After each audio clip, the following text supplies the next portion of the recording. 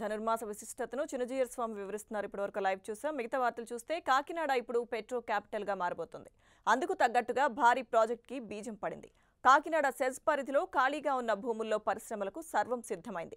తొలి petrochemical రిఫైనరీకి Haldia petrochemicals ముందుకు రావడంతో కాకినాడ తీరానికి కొత్త కళ ఖాయమని అంతా భావిస్తున్నారు.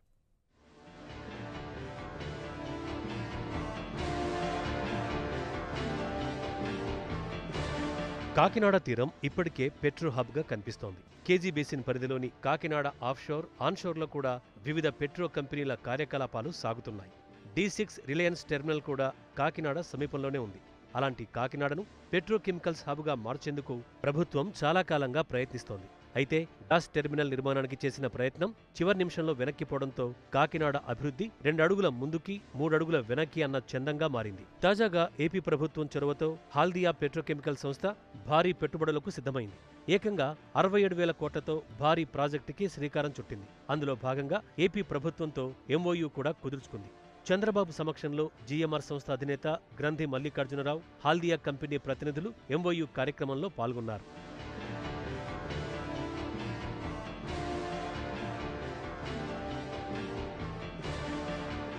ఇదే సమయంలో కాకినాడ పోర్టుతో పాటు సెజ్ ప్రాంతంలోని తొండంగి మండలంలో GMR ఆధ్వర్యంలో కమర్షియల్ పోర్టు నిర్మాణానికి కూడా శంకుస్థాపన పడింది. దీంతో పోర్టు అభివృద్ధి జరిగితే సెజ్లో అడుగుపెట్టే కంపెనీలకు అవకాశంగా మారుతుందని అంతా భావిస్తున్నారు. సీఎం చంద్రబాబు కూడా కాకినాడ ప్రాంతంలో ఉపాధి అవకాశాలను పెంచే ప్రయత్నంలో ఉన్నామని ప్రకటించారు. ఇప్పటికే కాకినాడ సెజ్లో 2,000 మందికి ఉపాధి దక్కుతుందని, త్వరలో కొత్త పరిశ్రమల రాకతో లక్షల మందికి ప్రత్యక్ష, పరోక్ష ఉపాధి అవకాశాలు ఖాయమని ధీమా వ్యక్తం చేస్తున్నారు. 2,300 కోట్లు పెట్టి ఒక కమర్షియల్ పోర్ట్ వస్తుంది. రెండో పక్కన హల్దియా పెట్రోకెమికల్ కారిడార్. ఈ ప్రాజెక్ట్స్ వల్ల రాబోయే రోజుల్లో ఇక్కడ వచ్చేదే కాకుండా పెద్ద ఎత్తున పెట్రోకెమికల్ సంస్థలన్నీ ఇక్కడ డౌన్ స్ట్రీమ్ ఇండస్ట్రీస్ కూడా పెట్టి పెద్ద ఎత్తున ఎంప్లాయ్మెంట్ జనరేట్ చేయబోతున్నాయి.